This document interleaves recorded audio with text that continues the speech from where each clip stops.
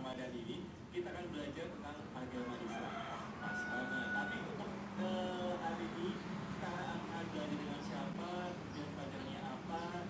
Sepertinya kita harus coba kenalan dulu kali ya. Gimana? Aku kenalan dulu. Ya pasti kalau pagi ini untuk pendengar yang baru aja join juga bisa juga untuk ikutan jawab kuisnya. Soalnya hari ini kita akan berikan hadiah untuk pendengar yang ikutan bergabung di belajar di era ini. Untuk pertanyaan hari ini, jadi silakan aja persiapkan aja jawabannya dan juga nanti bisa dikirim melalui WhatsApp ya ke 0815510953. Untuk pertanyaan hari ini adalah Allah berfirman yang artinya sungguh Allah beserta orang-orang yang sabar.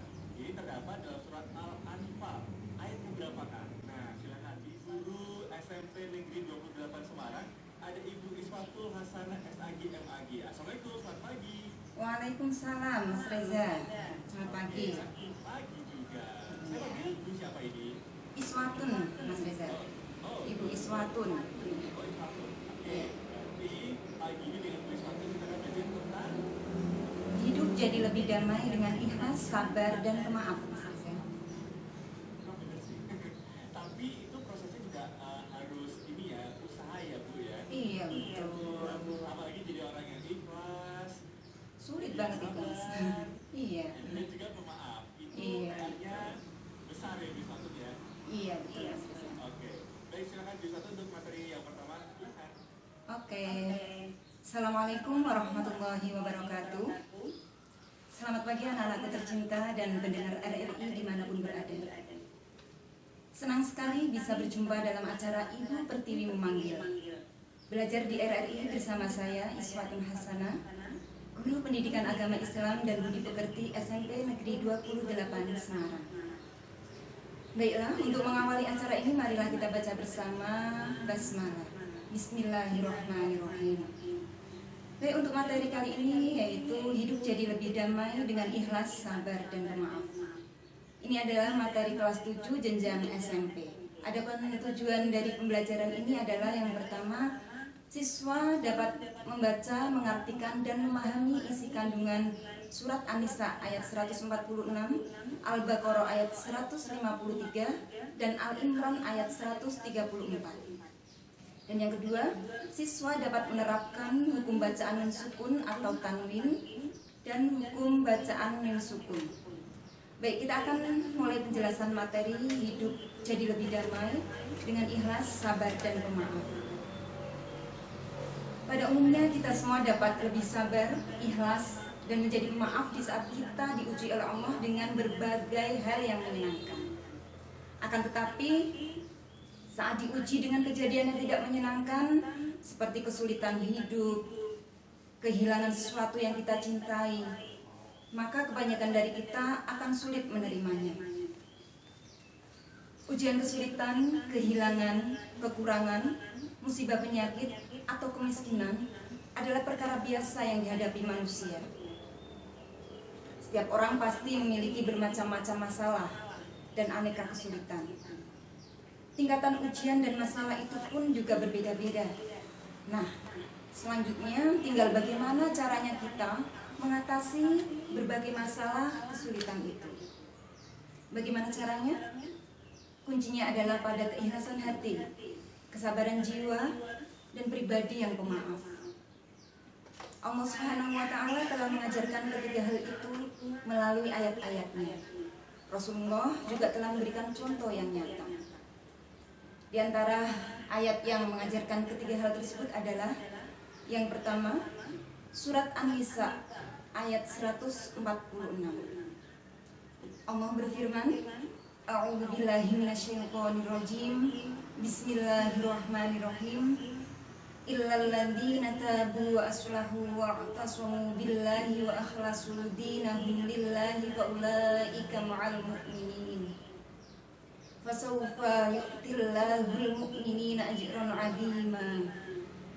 Yang artinya, kecuali orang-orang yang bertaubat dan mengadakan perbaikan dan berpegang teguh pada agama Allah dan tulus ikhlas mengerjakan agama mereka karena Allah, maka mereka itu adalah bersama orang yang beriman, dan kelak Allah akan memberikan kepada orang-orang yang beriman pahala yang besar.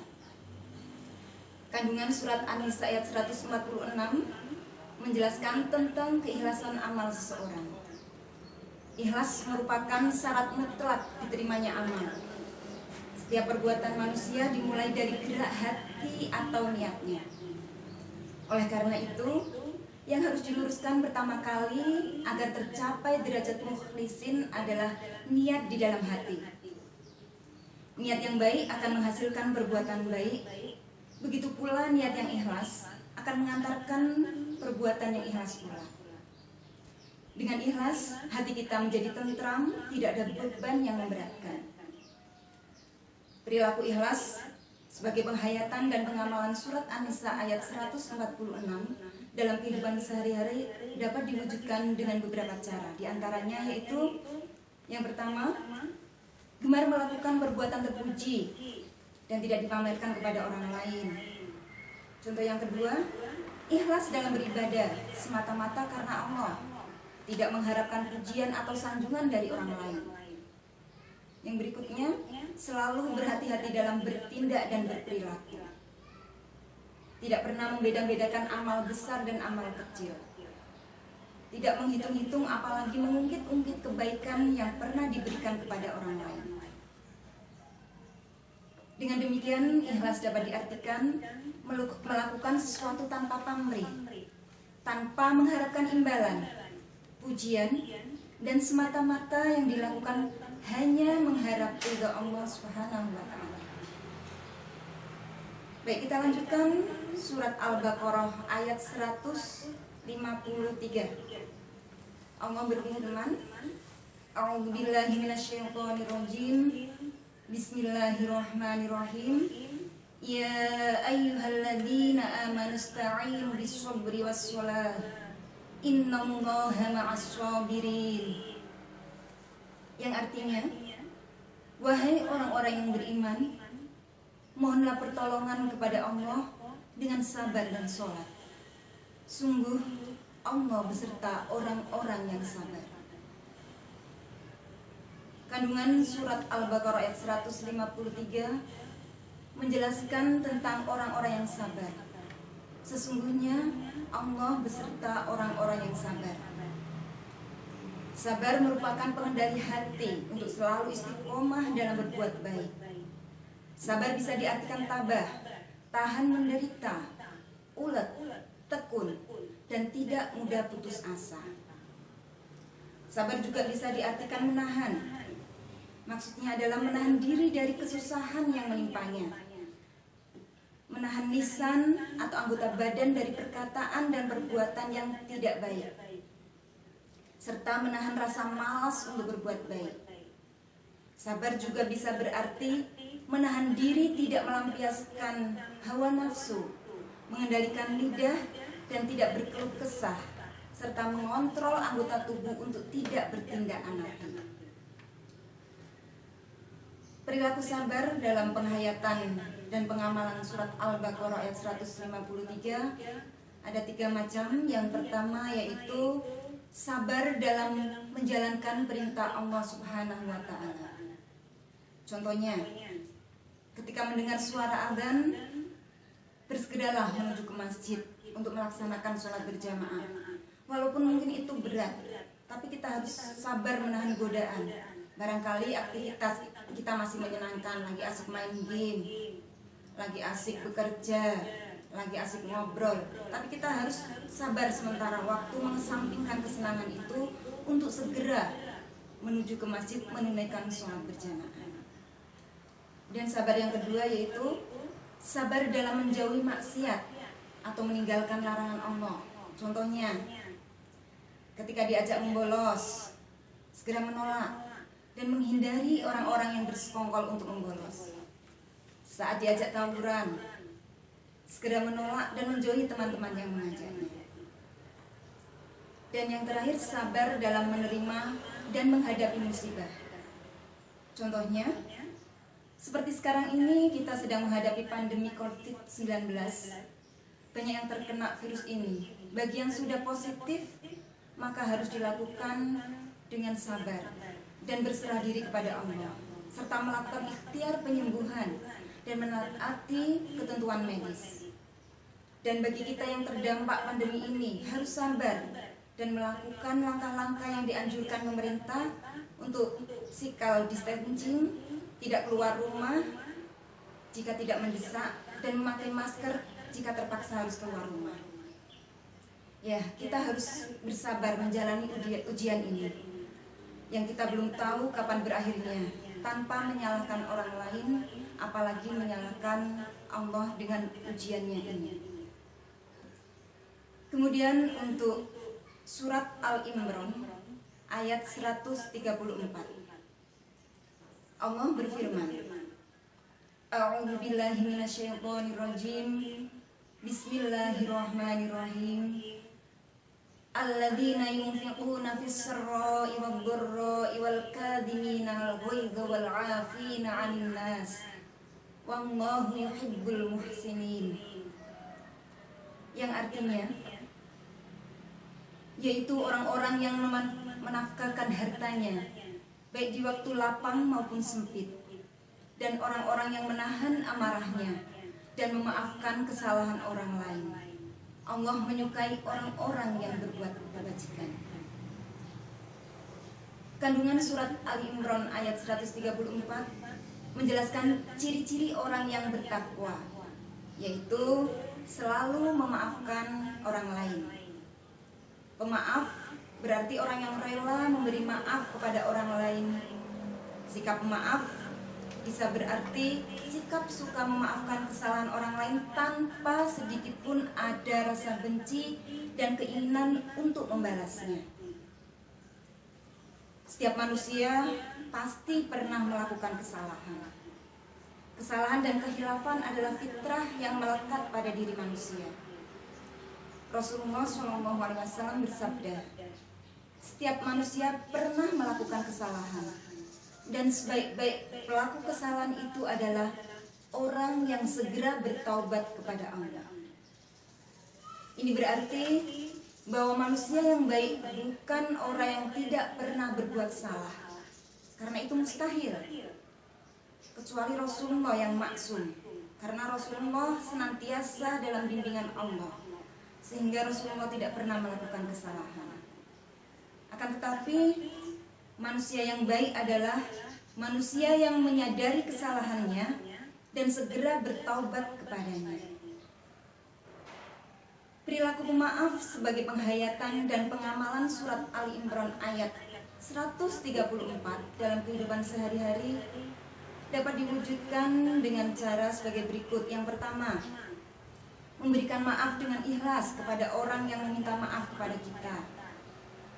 Kemudian, meminta maaf atas kesalahan yang diperbuat. Selanjutnya, tidak memendam rasa benci dan perasaan dendam kepada orang lain. Demikian Mas Reza untuk materi di sesi pertama ini. Ya. Oke. Dan yang pasti juga pertanyaan. Jawabannya dari pertanyaan untuk hari ini. Jadi Allah berfirman yang artinya sungguh Allah beserta orang yang sabar. Yang terdapat dalam surat Al-Anfal ini ayat yang berapa? Silakan dikirim ke 8156510 953. Iya, masih bersama saya Ismatun. Oke, dan untuk hari ini Bang Dwi Suatu Laksana dari SMP Negeri 2 Semarang. Tadi udah dikasih materi pertama, dan selanjutnya ini materi berikutnya apa yang bisa silakan. Ini materi yang berikutnya tentang hukum bacaan sukun atau tanwin dan hukum bacaan mim sukun. Ini kaitannya dengan ilmu tajwid supaya bisa membaca Al-Quran dengan baik dan benar, Mas Nisa. Oke. Masih di program Ibu Pertiwi Memanggil Belajar di RRI. Baik, kita lanjutkan pembahasan materi tentang hukum bacaan nun sukun atau tanwin. Hukum bacaan nun sukun atau tanwin ada 4 macam, yaitu idhar, ikhfa, idgham, dan iqlab. Untuk idgham ada 2 macam, yaitu idgham bil gunnah dan idgham bila gunnah. Secara terperinci akan kami jelaskan satu persatu.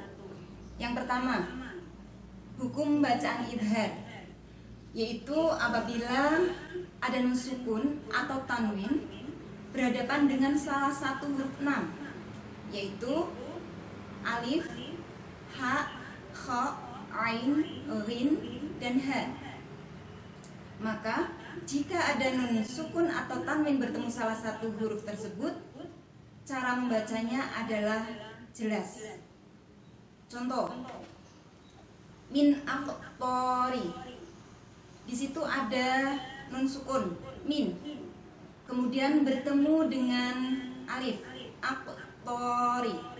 Maka cara membacanya nun dibaca jelas, min aqtori. Contoh yang kedua, rawadan haitsu. Di situ terdapat fathah tanwin, kemudian bertemu dengan huruf ha, haitsu. Maka cara membacanya jelas, rawadan haitsu. Kita lanjutkan. Hukum bacaan ikhfa. Ketentuannya yaitu apabila ada nun sukun atau tanwin berhadapan dengan salah satu huruf 15, yaitu ta, tha, jim, dal, zal, za, sin, shin, shad, dot, ta, ba, fa, qaf, kaf. Maka jika ada nun sukun atau tanwin bertemu salah satu dari 15 huruf ini, maka dibaca ikhfa. Cara membacanya adalah samar. Contoh, al-tanfudu. Di situ terdapat nun sukun an, kemudian bertemu dengan huruf ta, tanfudu. Maka suara nun sukunnya dibaca samar, al-tanfudu. Dan contoh yang berikutnya, kulli syai'in qadir. Di situ terdapat kasrah tanwin syai'in, kemudian bertemu dengan huruf of, qadir. Maka cara membacanya sama, syai'in qadir. Itu hukum bacaan ikhfa. Selanjutnya hukum bacaan idgham. Hukum bacaan idgham ada dua macam, yaitu idgham biguna dan idgham bilaguna. Untuk ketentuan idgham biguna yaitu apabila ada nun sukun atau tanwin bertemu dengan salah satu huruf 4, yaitu ya, nun, mim, wawu atau disingkat yanmu. Maka jika ada nun sukun atau tanwin berhadapan dengan salah satu huruf 4 tersebut, itu adalah bacaan idgham biguna. Cara membacanya adalah melebur dan berdengung. Contoh, bisuratim mim mithlih. Di situ terdapat kasroh tanwin bisuratin, kemudian berhadapan dengan mim, huruf mim, mim mithlih. Maka cara membacanya adalah melebur dan berdengung. Meleburkan bunyi tanwin ke huruf sesudahnya, yaitu mim, kemudian dibaca dengan berdengung. Caranya adalah bisuratim mim mithlih. Dan contoh yang kedua, an nafsin. Di situ terdapat nun sukun an, kemudian bertemu dengan huruf nun nafsin. Maka cara membacanya melebur huruf nun sukun ke huruf yang ada di hadapannya. Kebetulan di sini adalah huruf nun, dan dibaca dengan berdengung. Caranya membaca adalah an nafsin. Baik, kita lanjutkan untuk idgham berikutnya, yaitu idgham bilaguna. Ketentuannya yaitu apabila ada nun sukun atau tanwin bertemu dengan huruf lam atau ro, maka cara membacanya adalah melebur tanpa dengung. Contoh, hudal lil muttaqin. Di situ ada fathah tanwin hudan, kemudian bertemu dengan huruf lam lil muttaqin. Maka cara membacanya melebur tanwinnya ke huruf sesudahnya yaitu lam, tetapi jangan sampai menimbulkan bunyi dengung. Cara membacanya hudal lil muttaqin, jangan sampai menimbulkan bunyi dengung. Hudal itu salah, harus tanpa dengung. Hudal lil muttaqin. Contoh yang kedua, mir rabbihim. Di situ ada nun sukun min, kemudian bertemu dengan huruf ro, rabbihim. Maka cara membacanya meleburkan bunyi nun sukun ke huruf sesudahnya yaitu ro, tanpa menimbulkan bunyi dengung. Maka membacanya adalah mir rabbihim, jangan sampai menimbulkan bunyi dengung. Mir salah, yang betul adalah mir rabbihim. Baik, untuk bacaan selanjutnya yaitu hukum bacaan iklab. Ketentuannya yaitu apabila ada nun sukun atau tanwin bertemu dengan huruf ba. Huruf iklab ini hanya satu yaitu ba. Cara membacanya yaitu mengganti bunyi bacaan nun sukun atau tanwin menjadi bunyi bacaan mim sukun. Contohnya summun bukmun. Di situ ada dhamma tanwin. Summun ada dhamma tanwin.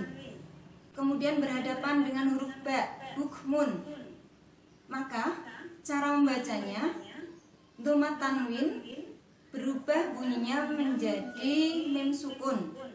Summun bukmun. Baik, contoh yang kedua, mim ba'di. Di situ terdapat nun sukun min, kemudian berhadapan dengan huruf ba, ba'di. Maka cara membacanya mengganti bunyi nun sukun menjadi bunyi mim sukun.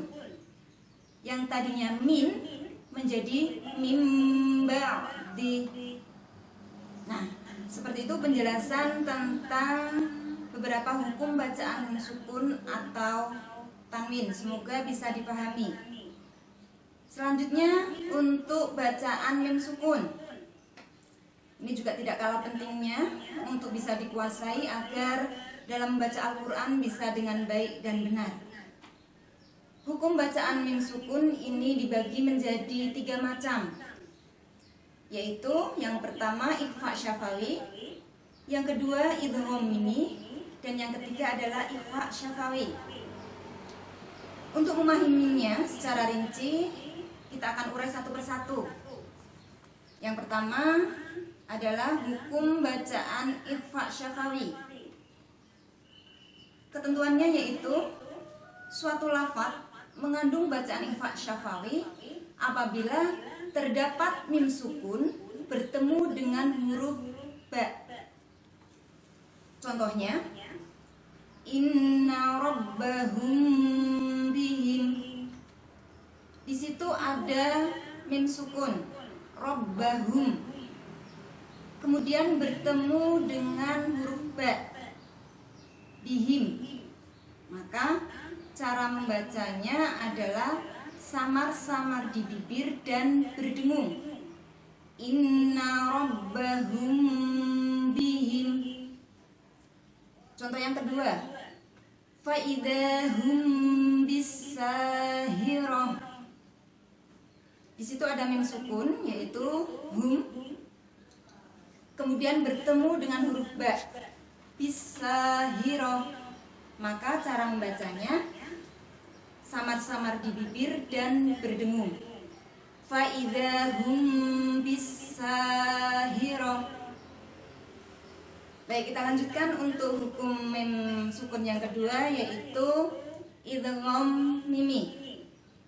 Suatu lafadz mengandung bacaan idgham mimi atau sebutan lainnya adalah idgham mithli, yaitu apabila mim sukun bertemu dengan huruf mim, maka dinamakan idgham mimi karena ada dua mim sukun bertemu dengan mim. Perhatikan contohnya, yaitu yang pertama alaihim muqsadah. Di situ ada mim sukun alaihim, kemudian bertemu dengan huruf mim muqsadah, maka cara membacanya adalah melebur atau menggabungkan huruf mim sukun yang pertama melebur ke huruf mim yang ada di hadapannya dan dibaca dengan berdengung. Alaihim muqsadah. Contoh yang kedua, ala qulubihim ma kanu. Di situ ada mim sukun qulubihim, kemudian berhadapan dengan huruf mim makanu. Maka cara membacanya tadi menggabungkan mim sukun ke huruf mim di hadapannya, dibaca dengan berdengung. Ala qulubihim makanu. Kita lanjutkan untuk hukum bacaan mim sukun yang ketiga, yaitu hukum bacaan idhar syafawi.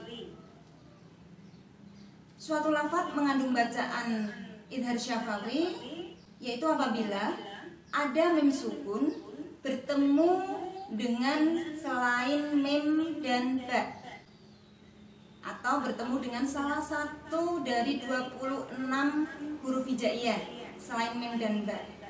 Kalau ba adalah miliknya ikhfa syafawi, kalau huruf mim adalah hurufnya idgham mimi, sedangkan hurufnya idhar syafawi itu selain mim dan ba. Contoh, lahum ajrun. Di situ ada mim sukun lahum, kemudian berhadapan dengan huruf alif ajrun, maka cara membacanya jelas, mim sukunnya jelas terbaca dan bibir tertutup sempurna. Lahum ajrun, tanpa menimbulkan bunyi dengung maupun samar. Contoh yang kedua, alaihim hafidhin. Di situ ada mim sukun alaihim, kemudian bertemu dengan huruf ha hafidhin, maka cara membacanya adalah mim sukun dibaca jelas dengan bibir tertutup. Alaihim hafidhin. Demikian untuk penjelasan tentang hukum bacaan mim sukun. Harapannya ketika anak-anakku semuanya sudah bisa mempelajari hukum bacaan nun sukun atau tanwin dan hukum bacaan mim sukun. Harapannya selama bulan Ramadan ini bisa memperbanyak bacaan Al-Quran dengan baik dan benar, dan tentunya akan mendatangkan pahala jika bacaannya benar. Demikian Mas Reza untuk sesi kedua ini. Oke, dan nanti kita akan lanjut lagi ya pendengar, tetap aja di sini di Belajar di RRI. Allah beserta orang-orang yang sabar. Nah ini ada di surat Al-Anfal ayat berapa? Ditunggu sampai pukul 11 ya. Kirim ke 0815651093. Dan Bu Iswatun, kita lanjut lagi untuk sesi terakhir. Mungkin yang disampaikan oleh Bu Iswatun buat pendengar RRI juga mungkin sudah selesainya di Bu Iswatun. Oh ya, untuk ini closing statement ya Mas Reza. Oke, merupakan kesimpulan dari apa yang tadi kita bahas.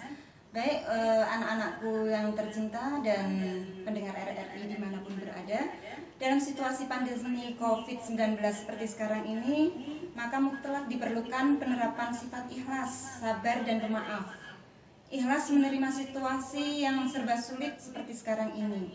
Sabar menghadapi ujian wabah penyakit COVID-19 yang kita tidak tahu kapan akan berakhirnya.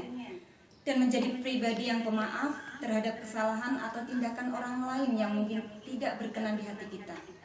Kemudian dalam bulan Ramadan ini kita berbanyak membaca Al-Quran dengan fasih, baik dan benar, tentunya sesuai dengan kaidah ilmu tajwid yang tadi sudah kita bahas bersama, yaitu materinya hukum bacaan sukun atau tanwin dan mim sukun.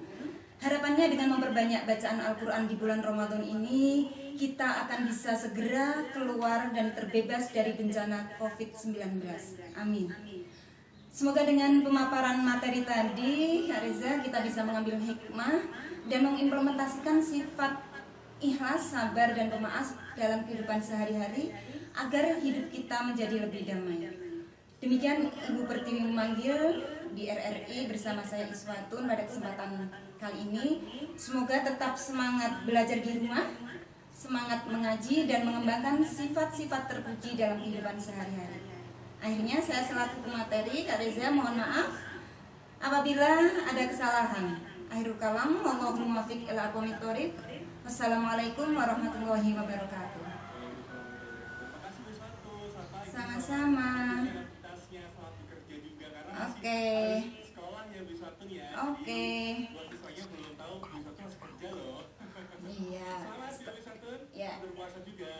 Terima kasih Kak Reza. Dan untuk pendengar masih tunggu juga sampai jam 11 nanti untuk materi jawabannya. Jadi Al-Anfal ayat keberapa ya tadi? Kirim ke 081 565